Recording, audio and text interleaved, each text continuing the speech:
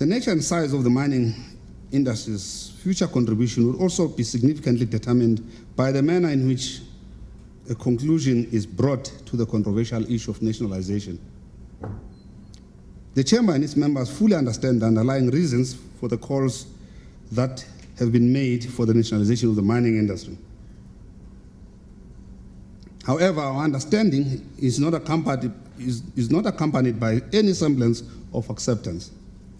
In fact, I would like to categorically state here that the Chamber of Mines of South Africa, which represents companies that provide more than 90% of the country's minerals, is emphatically opposed to nationalization. Existing evidence makes it clear that, for most part, nationalization is an obsolete, unsuccessful intervention that must be rejected. At this juncture, ladies and gentlemen, I would like to tell you that mining companies are deeply indebted to Minister Susan Shabang, whom on several occasions, both at home and abroad, has clearly stated nationalization of mining industry is not a government policy objective.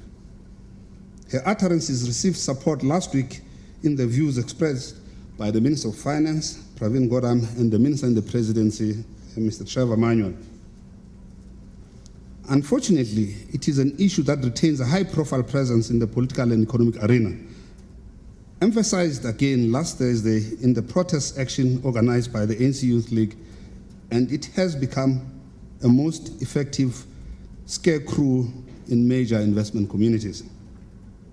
Adverse socio-economic conditions that prevail in the country, the evil trippers I referred to earlier, are the primary motivation factors for the popularization of the nationalization demand.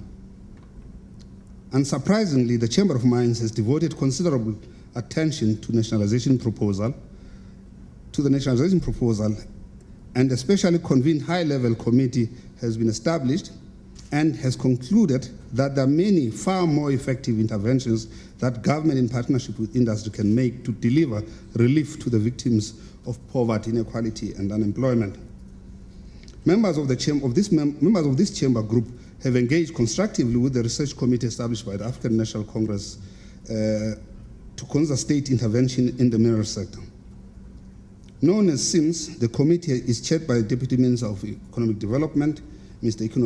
Enoch Gotongwana, who less than 2 months ago was a recipient of a comprehensive Chamber of Mines submission which sets out in detail the interventions that the mining industry considers effectively to make sure that more South Africans can derive tangible benefits from the country's extensive mineral resources.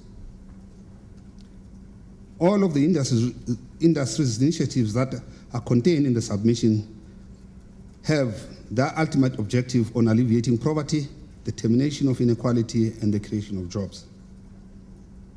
It is my understanding that CIMS, which has focused its research on state intervention in minerals sectors of 13 countries in Africa, Asia, Europe, and South America, will be presenting their findings to the ANC National Executive Committee shortly. Once approved by the committee, the report will be made available to the public for comment. Having established meaningful engagement platform with the Chamber of Mines, we will continue to interact with CIMS in the interest of finding an acceptable solution to a matter that's fundamentally significant to the future of South Africa.